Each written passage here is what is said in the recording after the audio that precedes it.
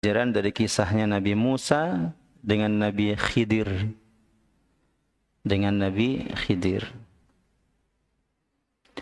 Dalam Al-Quran tidak disebut nama. Allah tidak menyebutnya dengan Khidir. Tapi kalau Musa, Allah sebut namanya. Wa idh qala Musa. Tapi kalau Nabi Khidir, Allah sebutkan sebagai abdun soleh. Hamba yang soleh. Terus siapa yang menyebut beliau sebagai Nabi? Itu adalah hasil dari ijtihadnya para ulama tafsir. Dan juga kebanyakan para ulama kita, Ahlus Sunnah wal Jamaah, beliau disebutkan Nabi Khidir. Kenapa disebut Nabi Khidir? Khidir niku dari kata akhdor. Akhdor niku artinya hijau. Seperti daun-daunan. Jadi Khidir dari kata akhdor. Kenapa disebut dengan Nabi Khidir? Karena dalam kitab tafsir itu ketika beliau bertemu dengan Nabi Musa, beliau duduk di sebuah batu yang putih, kemudian di belakangnya ini muncul cahaya berwarna hijau. Entah itu datang dari mana cahayanya. Jadi ketika cahaya itu terlihat, maka kemudian beliau disebut dengan Khidir, yaitu perpaduan antara warna putih dan warna hijau. Maka di antara warna yang disukai dalam agama kita itu adalah warna putih dan warna hijau. Oke. Itu Nabi Khidir. Nah, ini kita bagi ke dalam beberapa pertemuan karena kisahnya cukup panjang. Maka pagi hari ini kita kaji sampai ayat yang ke-70. Ayat yang ke-60 tadi sudah dibacakan. A'udzubillahi minasyaitonirrajim. Wa idh qala Musa, nah Allah menyebut namanya Nabi Musa. Wa idh qala Musa, dan ingatlah ketika Musa berkata li fatahu, kepada pembantunya. Pembantu di sini terjemahan bahasa Indonesia. Arti aslinya fata itu pemuda. Fata satu pemuda laki-laki. Kalau fatat satu pemuda perempuan. Pemuda, pemudi berarti nggih. Fata jamaknya fityan. Pernah mendengar ada lembaga pendidikan namanya fityan? Al-fityan itu berarti pemuda-pemuda. Kemudian fatatun jamaknya fatayat. Pernah mendengar kata fatayat? Apa termasuk anggota fatayat? Fatayat artinya pemudi-pemudi. Nah, sekarang di Indonesia dibuat sebuah nama organisasi, perkumpulan anak-anak muda perempuan di bawah naungan Nahdlatul Ulama, disebut dengan fatayat. Pemuda-pemudi, pemudi-pemudi. Artinya yang masih gadis-gadis, remaja-remaja atau mahasiswa. Intinya yang belum menikah lah, yang belum menikah. Nah, yang sudah menikah seperti yang ada di majelis sekarang ini, itu namanya muslimah, satu orang. Kalau banyak, muslimat. Karena bikin kegiatan disebut muslimatan. Bikin kegiatan muslimat. Jadi ada muslimat, fatayat, kan gitu nggih? Kalau di Muhammadiyah, kalau organisasi perempuannya namanya Aisyah. Itu lisannya orang Indonesia, gampangnya. Karena tulisannya memang Aisyah. Tapi aslinya itu bukan Aisyah. Aisyah. Aisyah. Dari mana itu Aisyah? Karena diambil dari nama Aisyah. Dari nama Aisyah. Siapa Aisyah? Ya, istri Nabi. Jadi bapak-bapaknya atau ormas besarnya disebut dengan Muhammadiyah.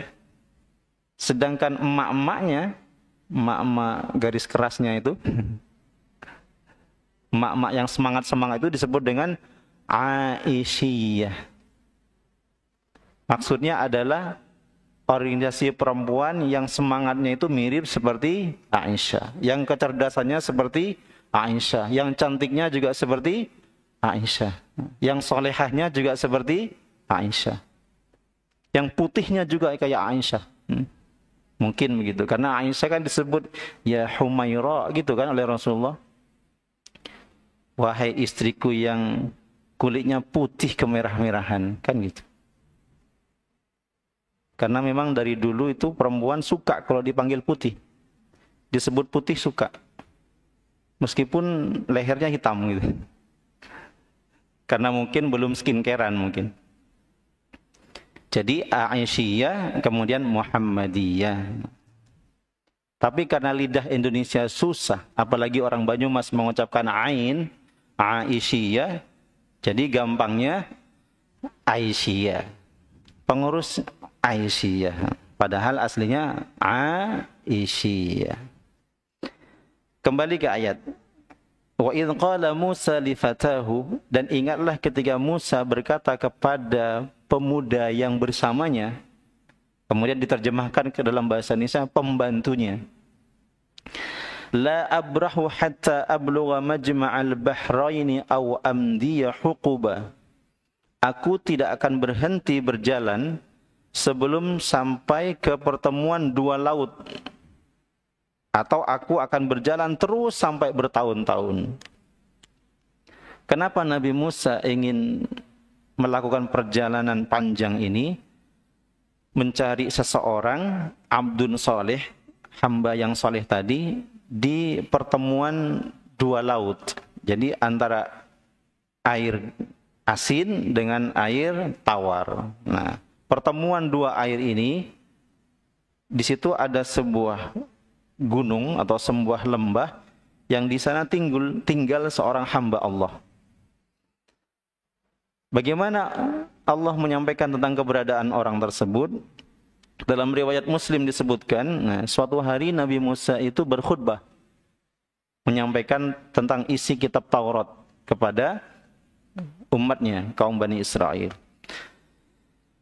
Karena beliau seorang nabi, tentu ilmunya datang dari Allah, kemudian firman-firman Allah disampaikan kepada umatnya. Setelah selesai khutbah, menyampaikan nasihat, ada seorang yang bertanya kepada Nabi Musa, "Ya Nabi Allah, hal hunaka rajulun a'lamu minka?" Wahai Nabi Allah, kira-kira ada enggak orang yang lebih alim daripada Anda? Ada enggak orang yang lebih pintar daripada Anda? Kata Nabi Musa, tidak ada. Nah, perkataan tidak ada itu bagi seorang nabi dan rasul itu wajar. Wajar kenapa? Ya karena yang diberi wahyu oleh Allah ya beliau dan ditugaskan untuk berdakwah. Tapi bagi Allah itu tidak pas. Bagi Allah tidak pas. Kemudian ditegur oleh Allah Subhanahu wa taala, "Hai Musa, di satu tempat, di pertemuan dua air, antara air asin dengan air tawar, itu ada hambaku di sana yang ilmunya lebih tinggi daripada ilmu engkau." Kaget Nabi Musa, karena merasa bahwa dia adalah orang yang paling tahu tentang ilmu agama. Kemudian kata Nabi Musa, "Ya Allah, bagaimana saya bisa mendapatkan hamba tersebut, hamba yang saleh itu? Saya ingin belajar kepadanya.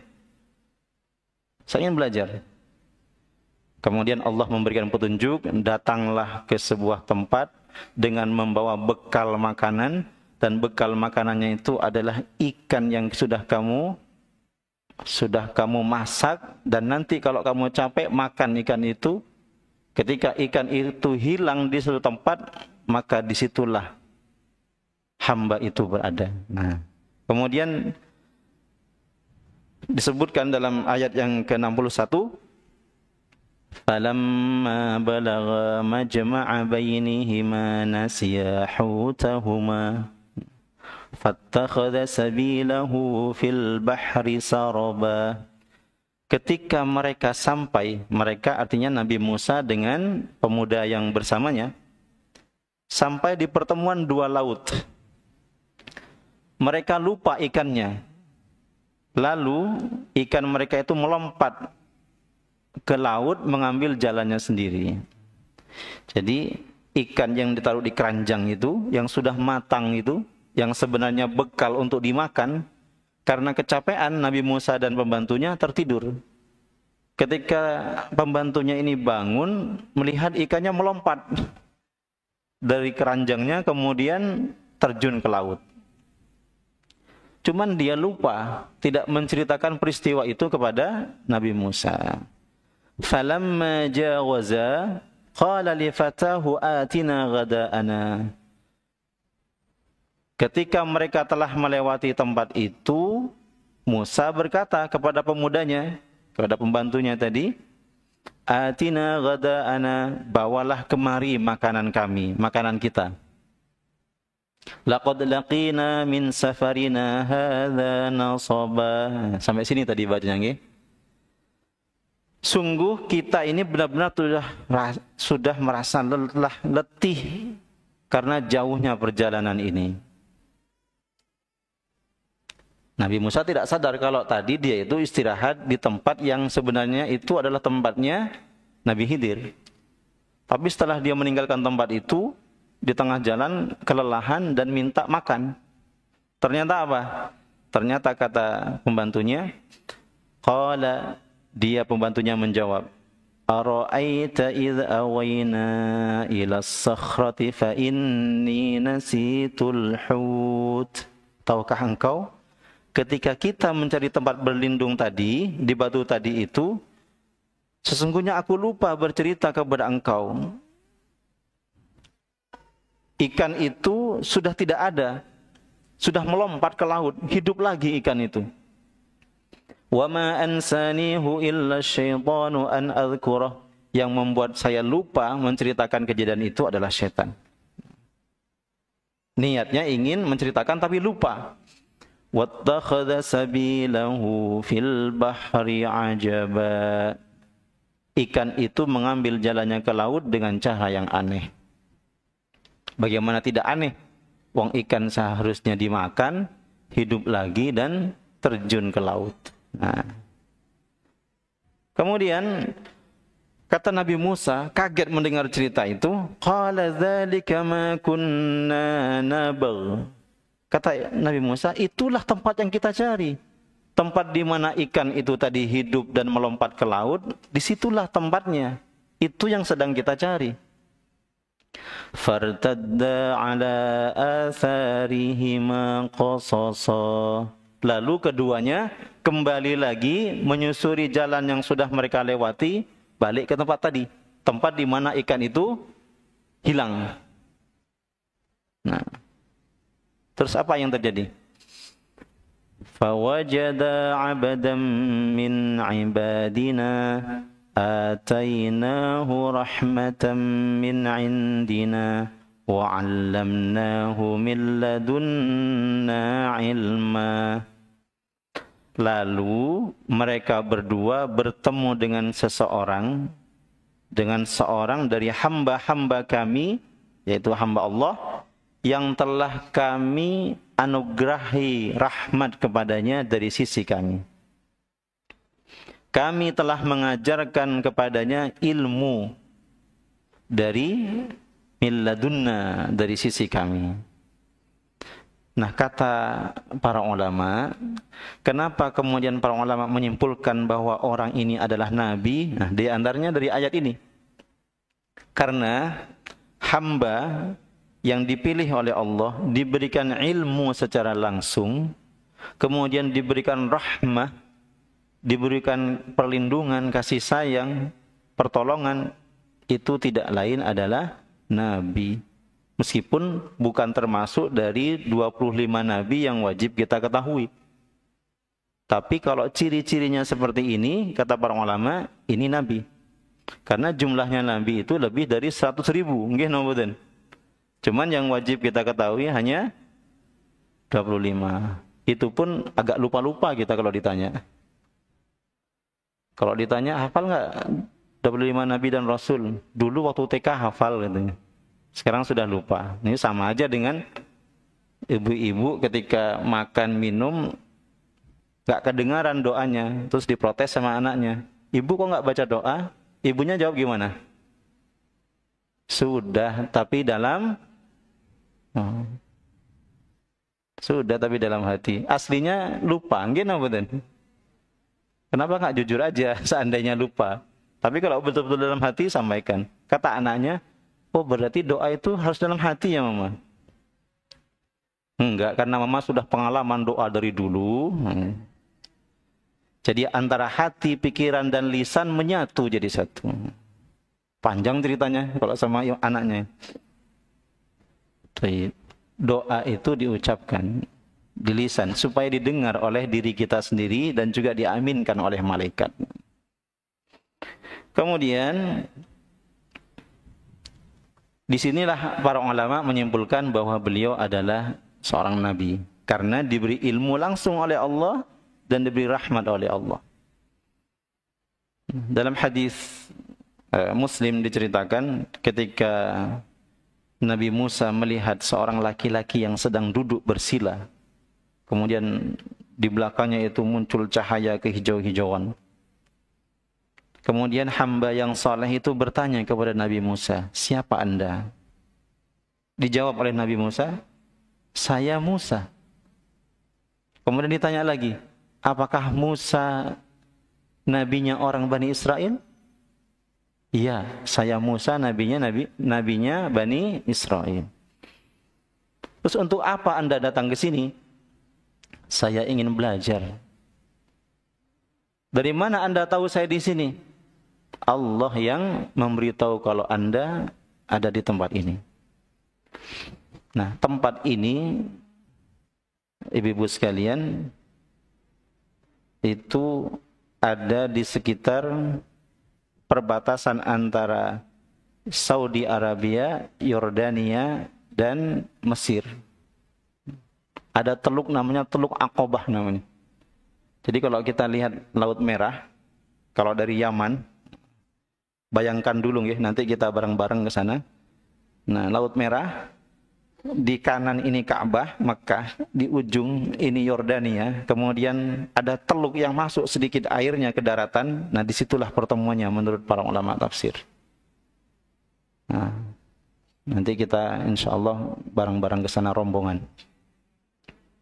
Cari Nabi Khidir.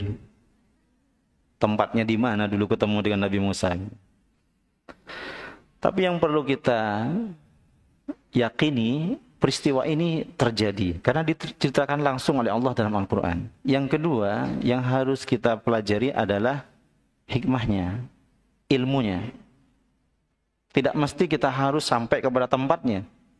Yang penting kita baca Quran dan kita pahami, kita gali maknanya. Kalau ada rizki, ada kesempatan, ada waktu, ya, kita bisa berkunjung ke sana.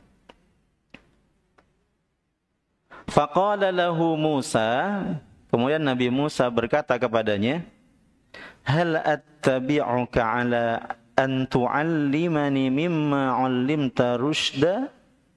Bolehkah saya ikut bersama kamu agar saya dapat bisa belajar supaya Anda mengajarkan saya ilmu yang benar yang diberikan oleh Allah Subhanahu wa taala dari apa yang telah diajarkan kepadamu. Ilmu itu menjadi petunjuk nanti buat saya. Apa kata Nabi Khidir? Qala innaka lan tastati'a ma'iya sabra. Kata Nabi Khidir, saya enggak yakin kamu bisa sabar. Kamu tidak akan bisa sabar kalau ikut dengan saya. Enggak sanggup kamu itu. Bayangkan Nabi Musa yang begitu sabarnya membimbing Bani Israel, mendakwahi Fir'aun, kemudian sabar meluruskan penyimpangan umatnya yang telah diselamatkan kemudian menyembah patung anak sapi. Sabarnya luar biasa. Kata Nabi Khidir, kamu tidak akan sanggup bersabar kalau ikut dengan saya. Tapi karena keinginan yang kuat untuk belajar, Nabi Musa tetap memaksa. Wa kaifa tasbiru ala ma lam tuhid bihi khubra. Bagaimana engkau akan sanggup bersabar atas sesuatu yang engkau belum mempunyai pengetahuan yang cukup tentangnya. Artinya, saya akan sabar membayangkan bahwa kesulitan dalam belajar itu bisa dah saya tangani. Insya Allah tidak seberat menghadapi umat saya, Bani Israel ini. Kemudian Nabi Musa meyakinkan kembali. Qala satajiduni insyaallahu sabira wala a'si laka amra. Kata Nabi Musa, insyaallah engkau akan mendapati saya sebagai orang yang sabar. Dan saya tidak akan menentangmu dalam urusan apapun. Saya kan nggak akan melawan. Saya akan tunduk, patuh, taat. Saya akan sabar. Nah, kemudian ayat berikutnya. Qala fa in ittaba'tani fala tas'alni an syai'in hatta uhditsa laka minhu dzikra. Kata Nabi Khidir, jika engkau mengikutiku nanti, kalau kamu mau ikut belajar sama saya, jangan engkau bertanya tentang apapun yang kamu lihat, tentang apapun yang terjadi, jangan tanya sampai nanti saya yang akan menjelaskan sendiri maksudnya apa. Ini Nabi Khidir ini diberikan ilmu bukan seperti ilmunya umumnya manusia. Nabi Khidir itu diberi sedikit ilmu kasyaf namanya. Kasyaf niku artinya membuka, satir seperti dibuka sedikit. Jadi beliau itu diberi pengetahuan oleh Allah apa yang akan terjadi esok hari atau di kemudian hari itu dibukakan sedikit oleh Allah. Ilmu kasyaf namanya. Dan itu memang atas izin Allah, bukan karena dibisiki oleh setan, tapi memang ilmu ladunni namanya. Nah, ilmu yang langsung diberi oleh Allah, kata para ulama itu namanya ladunni. Ilmu ladunni. Hasilnya ilmu kasyaf. Apakah ada manusia sekarang yang memiliki seperti beliau? Tidak ada keterangannya dalam Quran gitu ya.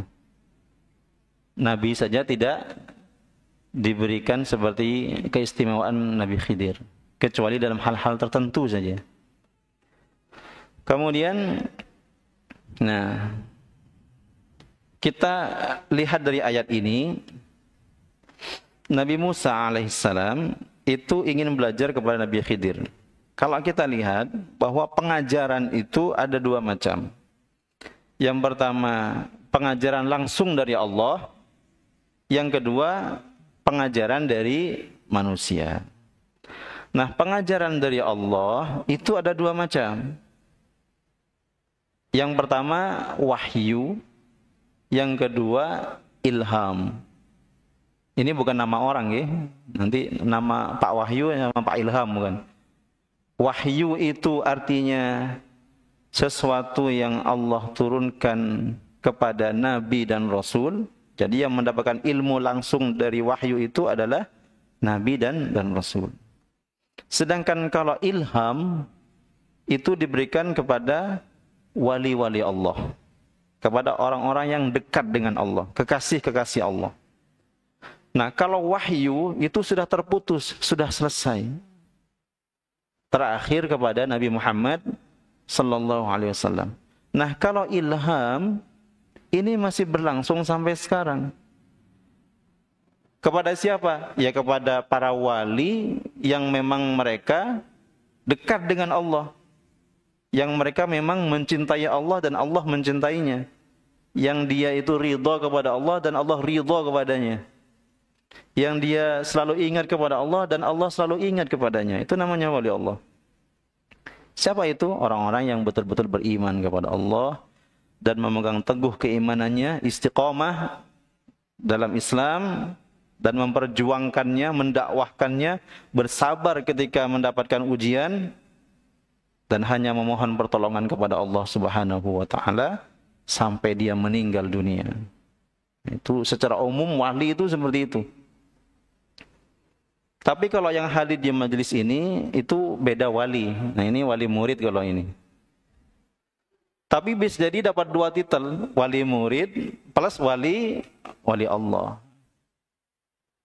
Kayaknya nggak percaya, nggak ada yang amin masalahnya.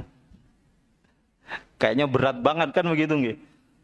Tapi berusaha, kita berusaha bersama-sama menjadi orang yang dicintai oleh Allah Subhanahu wa taala. Maka ketika orang itu dekat, selalu ingat dan dicintai oleh Allah, ada kemungkinan dia akan mendapatkan pengajaran langsung dari Allah berupa ilham namanya. Nah, sedangkan orang yang belajar kepada manusia itu mendapatkan ilmu juga, tapi melalui perantara. Perantaranya adalah guru manusia. Atau dengan cara belajar sendiri, mandiri, baca. Kira-kira baik mana? Membaca sendiri atau berguru? Berguru. Kenapa kok lebih bagus berguru? Kenapa itu?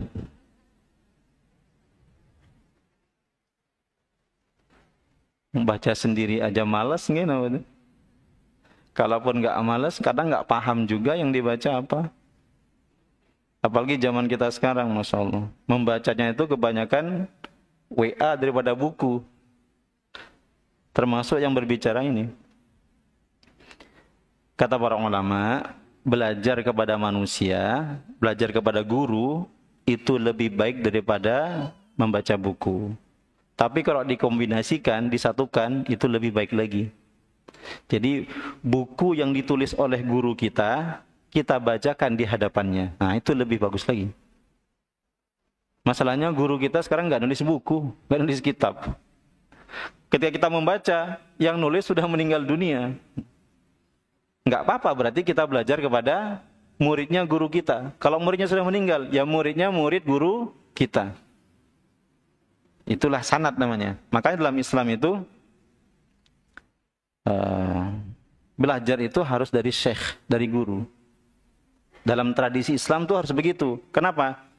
Karena kalau hanya dari buku bisa salah pemahaman kita. Bisa salah. Maka ada sebuah ungkapan, asy-syaitanu syaikhu man la syaikha lahu.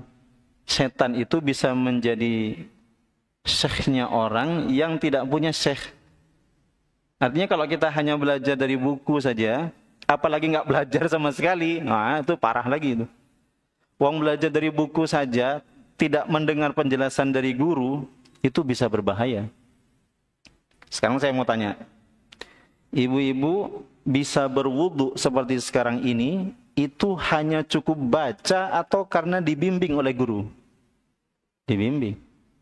Kalau hanya ada tulisan, tata cara wudu, 1 niat, 2 napa malih? Setelah niat napa? Ya, membasuh tangan, baca basmalah, kemudian kumur-kumur, kemudian memasukkan air ke hidung, membasuh wajah, membasuh tangan sampai siku, mengusap kepala dan telinga, membasuh kaki sampai mata kaki, kemudian berdoa. Itu kan bisa dibaca, nggih napa mboten? Tapi kira-kira ada nggak orang yang hanya dengan membaca bisa wudhu dengan sempurna? Pasti dia akan melihat gurunya. Atau diajarkan oleh gurunya. Ketika salah, diluruskan. Ini begini cara mengusapnya. Ini begini cara membasuhnya. Oh, cara membasuh tangan saja, itu kan ada beberapa macam. Gini, kan ada orang yang dulu membasuh tangan itu, kanan dulu, kiri, kanan, kiri, kanan, kiri. Karena tulisannya membasuh tangan 3 kali. Gini, kanan, kiri, kanan, kiri. Itu karena dari hasil bacaan, tidak dari guru. Kalau dari guru, karena gurunya belajar kepada guru, gurunya dulu juga belajar kepada gurunya, terus begitu sananya nanti sampai kepada Rasulullah sallallahu alaihi wasallam, maka benar nanti wudunya. Itu yang utama. Seperti sholat. Ibu-ibu kalau misalnya baca Quran, aqimus shalah wa atuz zakah, atau innas salata kanat 'alal mu'minina kitaban mauquta. Kemudian baca tentang sifat salat Nabi langsung, kemudian mempraktekkan sendiri, kira-kira sempurna napa mboten? Kurang. Minimal butuh gambar. Gimana mboten? Minimal butuh gambar. Tawarruk itu seperti apa ya? Iftirash itu seperti apa ya? I'tidal itu seperti apa? Wong saya dulu waktu di pondok aja nggak paham. Ini yang namanya bedanya iftirash dengan tawarruk yang kayak apa? Karena hanya keterangan saja. Keterangan kalau dulu iftirash itu seperti ini, tawarruk itu seperti ini. Tapi setelah diajarkan oleh guru, langsung bisa. Nah, musibah umat kita sekarang, jarang belajar kepada guru, jarang juga membaca buku. Sehingga ilmunya itu didapat dari mana kira-kira? Dari katanya. Katanya begini Ustaz. Oh iya betul, katanya juga. Kata siapa? Kata teman saya. Lah temannya dari mana? Ya kata temannya juga. Terus begitu, membulat nggak selesai. Nah, ini namanya ilmu pengajaran. Nah, kita jalurnya yang kanan ini, yang manusia. Kalau ke sana kayaknya apalagi yang paling ujung itu nggak mungkin. Gini mudah. Kalau yang ilham ini mudah-mudahan Allah mudahkan. Kalau nggak kita, keturunan kita. Nah, kalau yang di sini ini yang harus kita tempuh ini, berguru dan membaca. Nggak bisa ditinggalkan. Mudah-mudahan proses pagi ini termasuk bagian dari menuntut ilmu. Mudah-mudahan yang nanti bermanfaat untuk kita semua. Kalau dirinci seperti ini, itu beda istilahnya saja. Jadi jenis ilmu dalam Islam itu ada at-ta'limul insani, ada at-ta'limur rabbani. Jadi ilmu itu ada pengajaran manusia karena dididik oleh guru, ada juga yang langsung dididik oleh Allah Subhanahu wa taala. Seperti para nabi dan rasul, itu didikan langsung dari Allah, bukan didikan orang tuanya, bukan didikan pamannya, kakeknya, atau saudaranya, bukan. Maka Rasulullah bersabda, "Adzabani Rabbi fa ahsana ta'dibi." Yang mendidikku itu Tuhanku, yaitu Allah. Maka pendidikanku itu sangat sempurna, sangat baik. Coba Nabi Muhammad belajar sama bapak-bapaknya napa boten? Nabi Muhammad belajar nilai-nilai kebaikan kan bukan kepada bapaknya. Bapaknya sudah meninggal waktu beliau di kandungan. Gimana boten? Belajar sama ibunya? Tidak. Hanya sebentar saja ketemu dengan ibunya. Yang lama dengan ibu susuan. Apakah belajar kepada dia? Tidak. Diasuhnya di sana. Apakah belajar kepada kakeknya? Tidak. Belajar kepada pamannya Abu Thalib? Tidak. Abu Thalib tidak masuk Islam. Terus siapa yang mendidik Rasulullah? Adzabani Rabbi. Allah yang mendidikku melalui malaikat Jibril. Nah, turun wahyu kepada Rasulullah sallallahu alaihi wasallam. Nah, agama Islam ini akan tetap sempurna dan terus ada sampai hari kiamat itu dengan ilmu, dengan pengajaran. Maka majelis-majelis ilmu seperti sekarang ini harus dijaga, diistiqomahkan, digalakkan supaya Islam itu tetap ada. Karena kalau tidak, maka Islam itu akan banyak penyimpangan-penyimpangan yang belum tentu benar dalam prakteknya. Baik, sekarang ada pepatah, kalau kita melihat tadi dari Nabi Musa berjalan, bahkan bertahun-tahun pun aku akan berjalan menemui guru, akan belajar ilmu. Itu menjadi pelajaran bagi kita bahwa seorang muslim itu harus banyak bepergian, harus banyak jalan-jalan. Jalan-jalannya, tujuannya, diantaranya yang paling mulia itu adalah mencari ilmu. Kata Imam Syafi'i, tagharrab 'anil awtani fi talabil 'ula. Yang artinya pergilah dari kampung halaman untuk mencari kemuliaan. Orang itu mulia karena apa, ibu-ibu? Satu, karena ilmu. Yang kedua, karena akhlak. Yang ketiga, karena nawa, harta. Yang keempat, karena tahta. Gino betul. Dengan tahtanya, dengan kekuasaannya, dia menjadi raja yang adil. Dengan hartanya, dia menjadi orang yang ahli sedekah, ahli zakat. Dengan ilmunya, dia membimbing manusia ke jalan yang benar. Dengan akhlaknya, dia menjadi teladan bagi semua. Kalau dia tidak mendapatkan di kampung halamannya, maka pergilah. Tagharrab. Jalan. Tagharrab 'anil awtani fi talabil 'ula. Imam Syafi'i berkata demikian karena beliau melakukan sendiri. Imam Syafi'i itu Masya Allah, lahir di jalur Gaza, dibawa ibunya ke Mekah, belajar ke Madinah, menyebarkan ilmu di Baghdad, kemudian terakhir berdakwah di Mesir sampai beliau meninggal dunia. Makamnya di Mesir. Di Baghdad dulu, di Irak beliau berfatwa dengan qaul qadim, di Mesir qaul jadid. Dan perjalanan beliau itu ilmu semua isinya. Sehingga diabadikan dalam kitab Al-Um, sehingga fatwa-fatwanya itu bisa dibaca sampai hari ini. Ini mengambil pelajaran dari Nabi Musa alaihissalam. Wasafir fa fil asfari khamsu fawaidi. Safir artinya pergilah, bersafarlah kalian. Karena dalam safar itu ada 5 faedahnya, ada 5 manfaatnya. Kalau bepergian, ibu-ibu kalau napa niku? Kalau RT ngadakan napa? Jalan-jalan niku napa? Piknik nih. Oh, okay. Jadi kita artikan wasafir, dan pikniklah kalian. Karena dalam piknik itu ada 5 manfaat. Pertama, makan lebih banyak. Yang kedua, bebas dari tugas rumah. Yang ketiga, tidak dimarahi suami.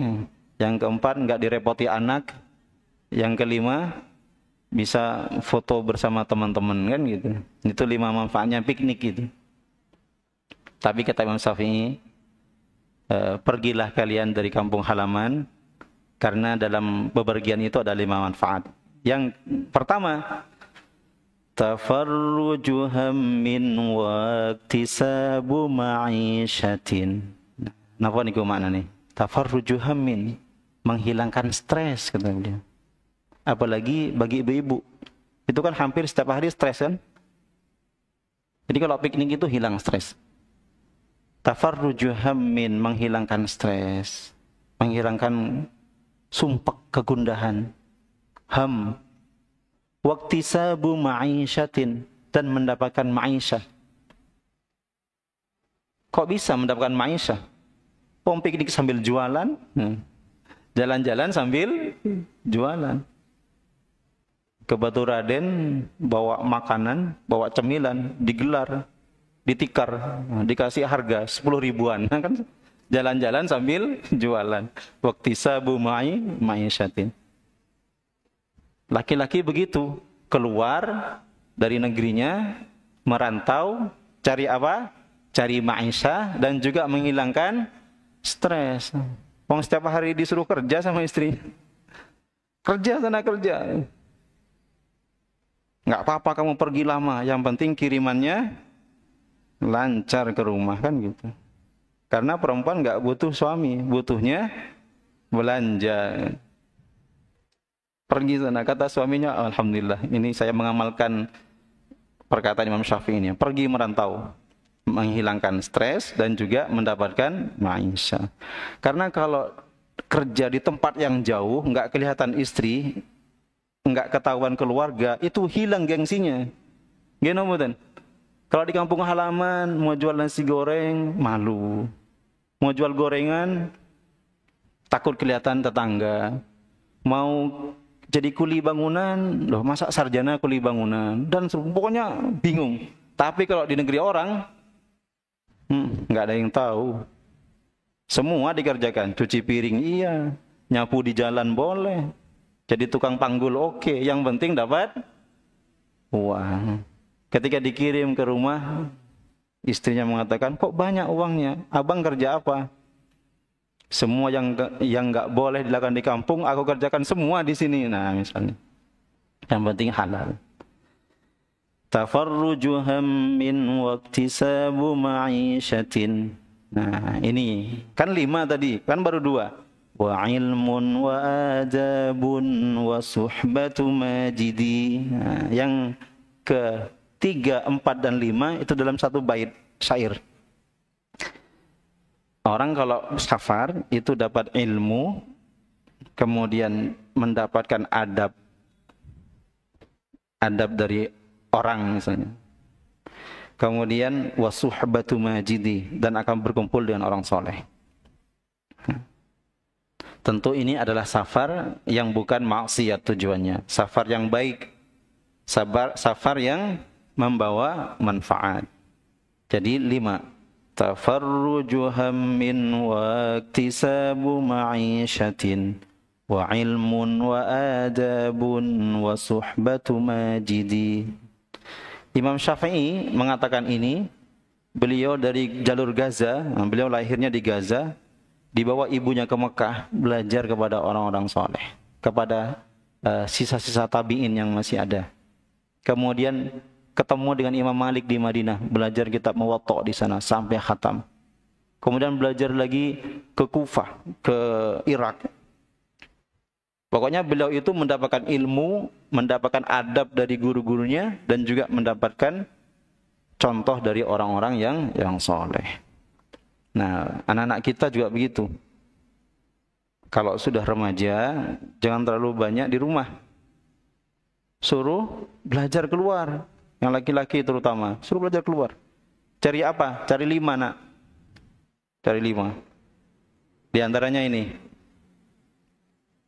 Biarkan anak kita kalau sudah kuliah itu coba usaha sendiri.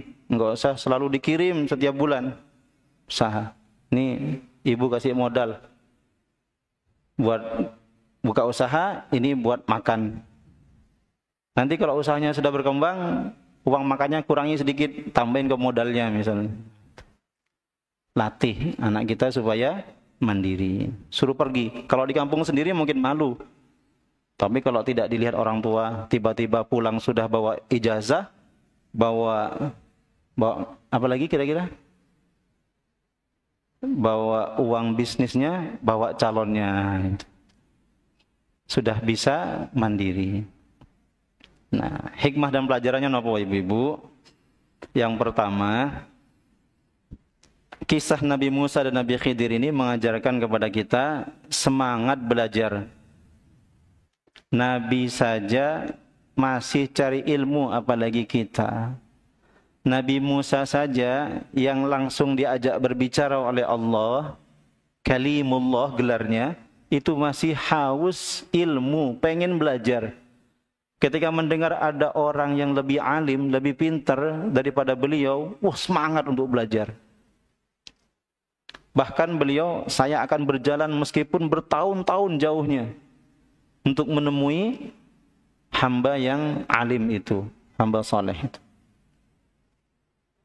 Maka ibu-ibu sekarang ini yang hadir di majelis ini sebenarnya semangatnya Nabi Musa alaihissalam.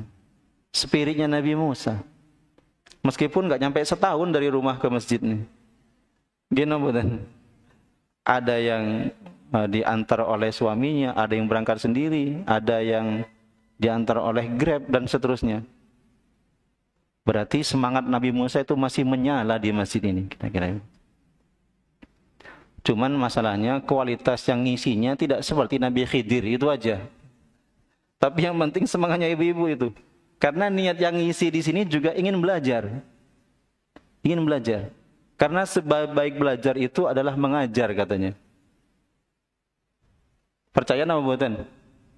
Karena sebelum ngasih materi ini, baca dari kanan kiri. Kanan dibaca, kiri dibaca, atas dibaca, bawah dibaca. Akhirnya belajar lagi, bertambah lagi. Nah itu, Nikmatnya kalau suruh menyampaikan. Karena kalau nggak baca nggak mungkin bunyi. Gini betul. Paling cuma sampai amma ba'du. Setelah itu selesai. Itu semangatnya Nabi Musa alaihissalam. Orang yang mendapatkan ilmu langsung dari Allah saja masih semangat untuk belajar. Yang kedua, dalam perjalanan itu jauh lebih baik bersama kawan. Harus ada temannya. Kenapa kira-kira? Kalau dalam safar itu harus ada kawannya, kenapa? Meminimalisir kejahatan. Kalau ada musibah, ada yang memberitahukan atau ada yang menolong.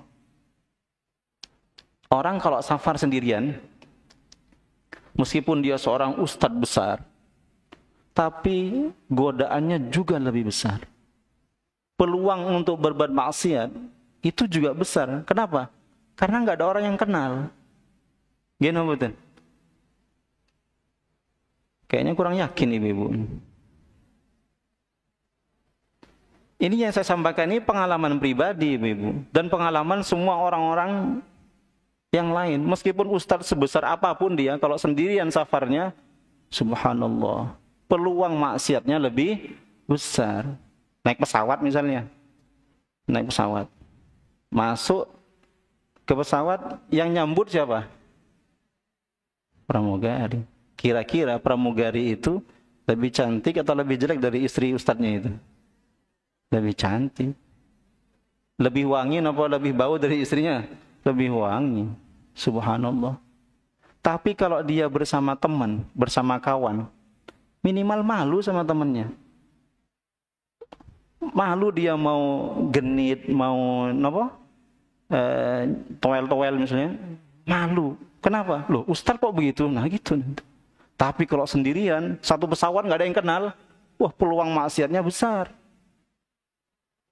Bahkan bisa jadi nanti punya Instagram nggak, punya WA nggak, bahaya itu. Itu baru di pesawat, belum ketika landing ke hotel. Kira-kira di hotel resepsionisnya itu baik apa judes kira-kira? Luar biasa baiknya.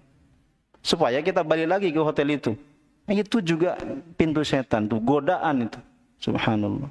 Tapi kalau berdua sama kawan, minimal malu sama dia. Masa ustadz kayak gitu? Nah kayak gitu kan? Ibu-ibu juga demikian. Kalau safar sendirian, meskipun dekat,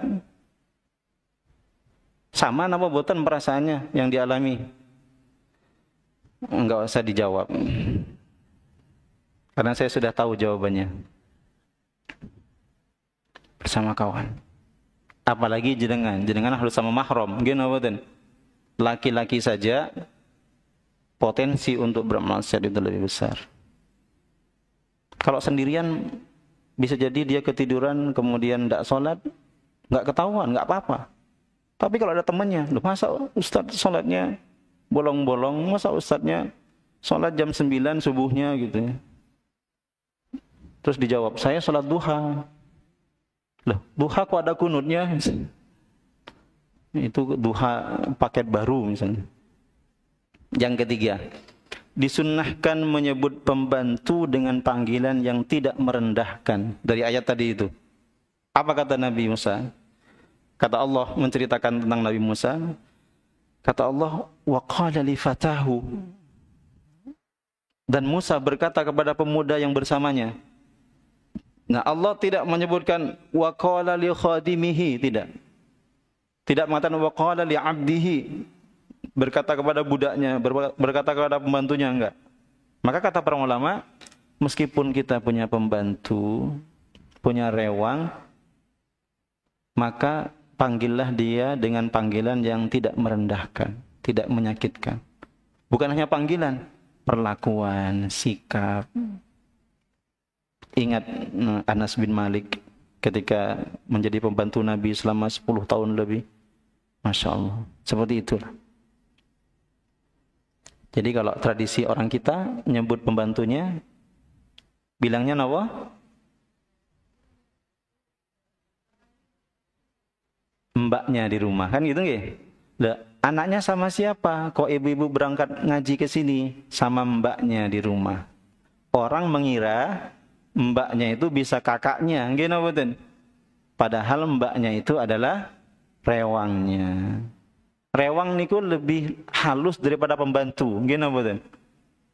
Jadi mungkin kalau yang paling rendah sebutan niku tidak ada di sini, hamba sahaya, budak. Bukan budak kata orang Malaysia, bukan. Budak hamba saya, dan ini sudah tidak ada. Yang di atasnya lagi adalah pembantu. Di atasnya lagi nopo? Rewang, kurang lebih begitu. Nggih napa mboten? Ini budaya, ini budaya. Yang di atasnya lagi nopo? Asisten rumah tangga, keren. ART katanya. Asisten rumah tangga. Di atasnya lagi yang lebih halus lagi nopo? Mbak di rumah, mbaknya kan gitu. Dianggap seperti saudara. Jadi meskipun punya pembantu, tolong diberi panggilan yang baik. Kayaknya kalau menurut saya kalimat mbak itu sudah sopan, sudah baik, tidak merendahkan. Apalagi kalau manggilnya di rumah mbak kan begitu. Cuman orang-orang kaya yang ada di Jakarta, yang ada di Surabaya atau di mana gitu ya, kalau punya rewang, punya pembantu, pakaiannya dibedakan dengan pakaian tuannya. Nggak boleh pakai pakaian yang berwarna, warna-warni maksudnya. Pakaiannya hanya boleh satu warna, yaitu warna nopo niku? Warna mirip kayak suster di rumah sakit, gini mboten? Supaya apa tujuannya? Supaya tidak tercampur antara tuan dan pembantu, antara majikan dengan rewangnya. Itu perlakuan yang tidak dianjurkan, tidak pas, tidak baik. Biasanya orang-orang yang kayak gitu umumnya bukan orang muslim. Tuannya bukan orang muslim, gini mboten? Kalau orang Islam, Masya Allah, pembantunya awalnya tidak berhijab, dibeliin baju yang panjang, dibelikan hijab, kan gitu nggih? Masya Allah. Itu orang Islam tuh memuliakan. Kenapa? Ya karena dari spirit ayat tadi itu. Wa qala li fatahu atina ghada'ana, dan seterusnya. Jangan menggunakan panggilan yang merendahkan atau perlakuan yang merendahkan.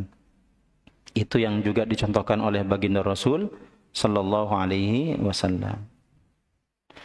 Kemudian yang keempat, Nabi dan Rasul itu boleh lupa dan tidak mengurangi sisi kenabiannya.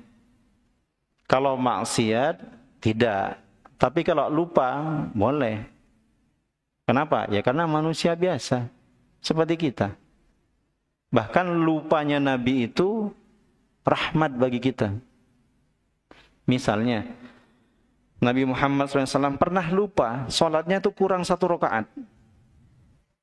Nah, lupanya Nabi itu bukan hanya boleh, tapi dalam ilmu fikih harus lupa. Kenapa kok harus lupa? Karena kalau Nabi waktu itu nggak lupa, kita tidak punya contoh kalau kita sholatnya kurang. Gini betul. Kalau kita sholatnya kurang atau lebih, bingung mau ngapain kita. Tapi ketika Nabi lupa, ditanya oleh sahabat, ya Rasulullah, aku siratis sholat, apakah sholat sekarang dikosor ya Rasulullah? Kata Nabi, loh kok dikosor? Karena tadi kurang 1 rakaat. Nabi langsung balik lagi ke tempat sholatnya, takbir, kemudian sujud sahwi. Melengkapi 1 rakaat, setelah itu sujud sahwi. Jadi lupanya Nabi malah jadi hukum syariat buat kita. Bukan suatu aib, bukan kekurangan. Apalagi kita manusia biasa. Syukur kita punya lupa. Karena kalau nggak lupa, nggak bisa tidur kita. Gimana betul? Tersiksa terus. Di pengajian ada yang ngomongin di sebelah, masih teringat sampai pengajian berikutnya. Sampai-sampai nggak berangkat kalau ada orang itu. Karena keingat terus. Dan yang paling menguntungkan itu bagi laki-laki. Laki-laki lebih banyak lupanya daripada perempuan. Nah itu rahmat itu. Dan perempuan lebih banyak ingatnya daripada lupanya. Itu juga rahmat. Supaya laki-laki ingat dahulu pernah melakukan kesalahan apa, diingatkan oleh istrinya. Nah, supaya tidak mengulangi lagi. Yang kelima, Allah itu maha kuasa menghidupkan kembali semua yang sudah mati. Jangankan tulang belulang yang hancur di dalam tanah, ikan yang sudah dibakar mau dimakan, itu bisa dihidupkan kembali. Itu maha kuasanya Allah Subhanahu wa ta'ala. Ini berhubungan dengan apa? Iman kepada hari akhir. Karena manusia nanti akan dibangkitkan kembali, dihidupkan, diberi jasad yang baru, dan akan dihisab oleh Allah Subhanahu wa ta'ala. Kemudian nanti nggak usah tanya itu ikannya jenis apa Ustaz? Nggak penting ikannya itu. Yang penting kita yakin bahwa Allah menghidupkan yang sudah mati. Nah itu. Jangan seperti orang-orang yang nggak punya Tuhan. Dianggap manusia kalau sudah mati jadi tanah tidak akan hidup kembali. Nah itu keyakinan orang yang tidak punya Tuhan. Kemudian dianjurkan membawa bekal dalam perjalanan. Itu. Jadi kalau mau safar bawa bekal. Jangan hanya modal tawakal. Itu tawakal yang salah. Karena tawakal yang benar itu adalah berikhtiar semaksimal mungkin. Kemudian setelah itu pasrah kepada Allah. Itu namanya tawakal. Nabi Musa meskipun tinggal berdoa saja kepada Allah, ya Allah minta makan, turun makanan itu. Ya Allah minta manna wassalwa, turun manna dan salwa. Kan gitu. Apa yang diminta oleh seorang nabi dan rasul langsung diijabah oleh Allah. Tapi tidak. Tetap beliau itu dalam safar bawa bekal. Alhamdulillah kalau kita sekarang bekalnya cukup di satu tempat saja. Di mana itu? Di HP kita. Makanya ibu-ibu kalau berangkat pengajian dari rumah, di tengah jalan ingat nggak bawa HP, balik no boten? Balik. Kenapa nggak balik? Itu bekalnya. Bekalnya. Karena dari sini kita bisa kalau pulang ngubungi makanan sudah sampai di rumah. Atau kalau mau infak tinggal kiri saja. Kan begitu nggih? Itu bekal itu. Cuman jangan terlalu bergantung kepada HP. Karena kalau HP-nya rusak atau mati bisa stres kita ini. Pelajaran berikutnya, syarat utama dalam belajar itu harus sabar. Nah itu dia. Harus sabar. Man lam yadhuq dhullat ta'allumi sa'atan tajarru'a dhullal jahli tula hayatih, kata ulama, kata para pepatah itu. Siapa yang tidak merasakan susahnya belajar walaupun sebentar, dia akan merasakan pahitnya jadi orang bodoh selamanya. Nah itu. Maka tolong sabar. Yang duduk di bawah kesemutan, sabar. Yang duduk di bawah hendak punya senderan, sabar. Yang di atas, yang duduk di kursi nggak bisa selonjoran, sabar. Kan masing-masing punya alasan. Yang di bawah pengen selonjor, yang di atas pengen bersandar. Kan begitu. Ya semuanya sabar. Sabar mendengarkan, sabar mencatat. Sabar dalam mencari ilmu. Itu syarat utama. Anak kita juga demikian. Harus diberikan pemahaman. Modal utama belajar itu sabar.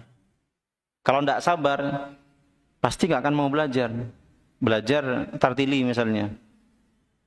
Ini sejak ada pengajian di Masjid Fatimah sampai hari ini nggak naik-naik. Dari jilid 3 ke jilid 4 turun lagi. Kemudian naik sebentar, turun lagi masuk.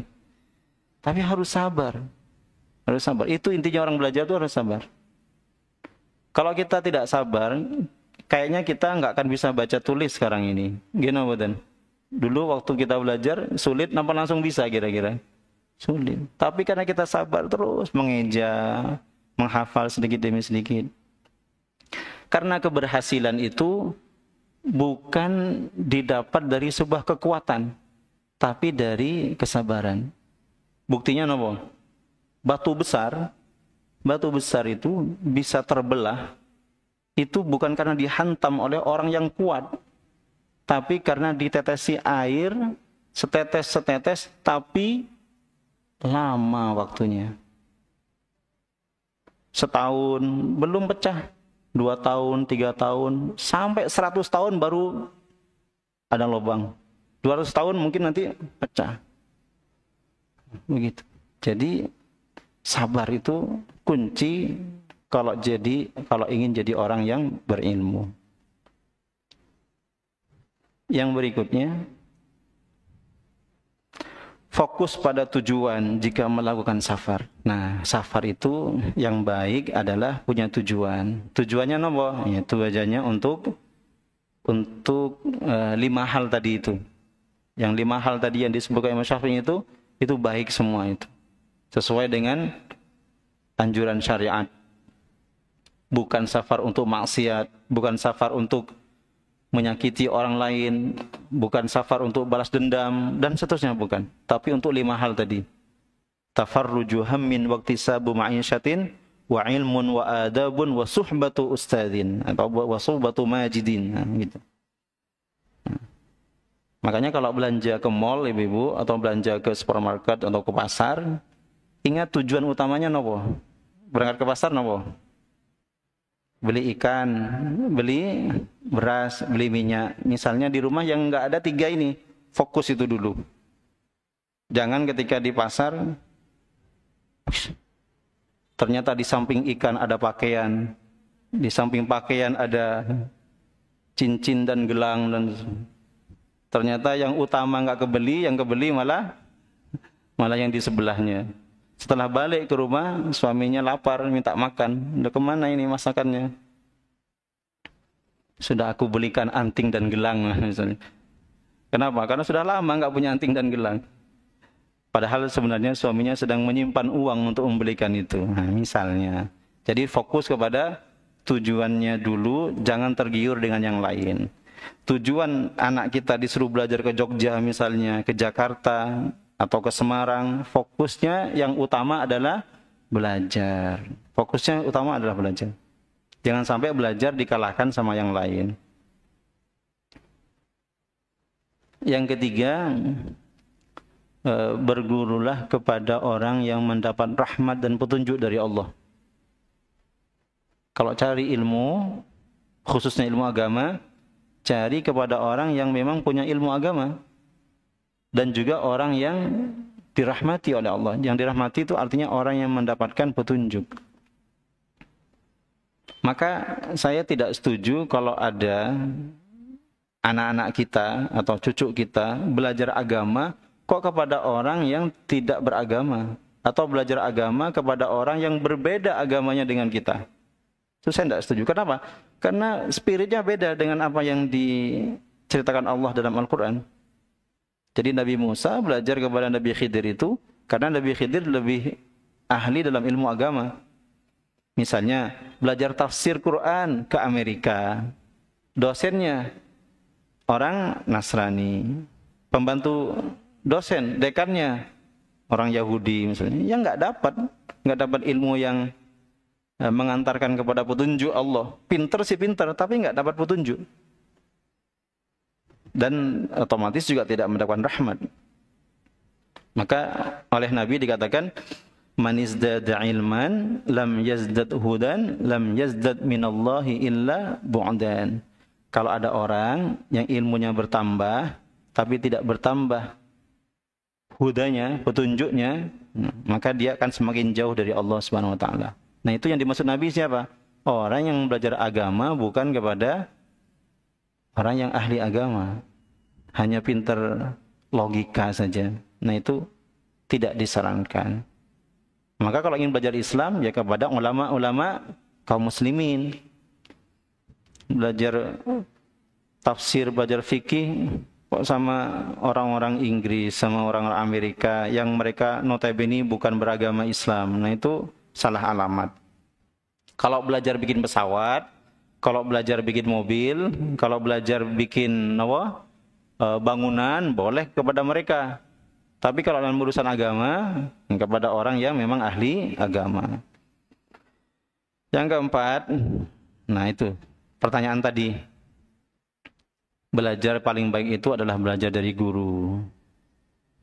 Jadi di samping dia membaca, tapi juga mendapatkan jawaban secara langsung kalau tidak mengerti apa yang sedang dipelajari. Dan bahkan kalau dengan guru itu mendapatkan arahan, bimbingan secara ruhani gitu ya, dibimbing langsung oleh gurunya. Yang kelima, berarti yang tadi berapa jumlahnya? Berarti dengan ini berapa? 11 nih. Oke. Nah, sampai lupa sampai ngitung. Jangan menentang guru jika ingin mendapatkan ilmu. Nah, ini pendidikan untuk anak kita juga. Selama guru itu tidak menyuruh kepada maksiat, jangan menentang apa yang dia perintahkan. Karena guru itu lebih tahu apa yang dibutuhkan oleh muridnya. Disuruh ini, ditugasi ini, dilarang begini, itu semua demi kebaikan anak. Begitu juga Nabi Khidir. Kata beliau, kalau kamu mau belajar sama saya, jangan menentang perintah saya, jangan bertanya sebelum saya jelaskan. Nah, itu. Kemudian yang terakhir, tidak boleh sombong. Nah, itu dengan ilmu yang dimiliki. Karena di atas langit masih ada langit. Di atas orang yang alim masih ada orang yang lebih alim lagi. Di atas orang yang pandai ada yang lebih pandai lagi. Nah, itu. Maka filsafatnya orang berilmu itu semakin dia banyak ilmunya, semakin menunduk. Katanya filosofinya padi, semakin padi itu berisi, semakin dia menunduk. Maka ciri-ciri orang yang berilmu dan dia tidak sombong dengan ilmunya, itu biasanya dia mengatakan begini kalau ditanya, Ustadz, apa hukumnya ini? Apa pendapat Ustadz tentang masalah ini? Biasanya dia akan mengatakan, setahu saya. Nah, setahu saya, atau sebatas yang saya baca, atau sebatas yang saya dapat dari guru saya, itu seperti ini. Itu ciri pertama dia itu tidak sombong. Kenapa? Karena ilmu itu sangat luas. Al-ilmu bahrun la sahila lahu, kata para ulama. Ilmu itu luas, seperti lautan yang tidak ada pantainya. Al-ilmu bahrun la sahila lahu. Maka kalau kita menyampaikan sesuatu dan kita hanya tahu satu sisi saja, baiknya kita menyampaikan setahu saya. Sebatas yang saya baca, setahu yang saya dengar dari guru saya. Nah, begitu. Kemudian tidak mengatakan ini yang benar, ini yang sahih, yang lain itu sesat semua. Nah, itu ciri-ciri orang yang satu tidak berilmu, dua sombong dengan ilmunya. Udah sedikit sombong lagi. Padahal yang dibaca baru 2-3 buku. Padahal gurunya baru 3-4 guru. Padahal ulama kita dahulu kalau belajar itu kepada ratusan guru. Coba Imam Syafi'i, berapa gurunya itu? Begitu juga Imam Ahmad, dan seterusnya. Jadi, anak-anak kita juga kita didik. Meskipun dia nanti sudah sarjana, sudah S2, sudah S3, bahkan sudah profesor sekalipun, jangan sombong dan ilmunya. Karena, fauqa kulli dzi ilmin alim. Di atas orang yang berilmu itu masih ada yang lebih alim lagi.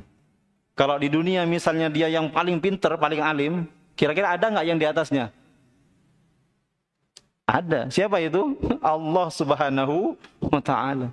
Seandainya dia paling pinter sedunia, masih ada yang lebih alim lagi. Makanya fauqa kulli dzi ilmin alim. Jangan sombong dengan ilmu yang kita miliki, sebanyak apapun. Karena kata Imam Syafi'i, semakin saya bertambah ilmunya, semakin banyak yang saya tidak ketahui. Karena ilmu itu seperti samudra, luas. Itu saja yang dapat kita kaji pada pagi hari ini. Kita lanjutkan di kesempatan yang lain. Mudah-mudahan ada manfaatnya. Ini hari Jumat, ya. Ini sudah mau diberesin. Nah, terima kasih atas segala perhatian. Mohon maaf kalau ada kesalahan. Saya kembalikan kepada pembawa acara tadi. Wal afu minkum. Wassalamualaikum warahmatullahi wabarakatuh.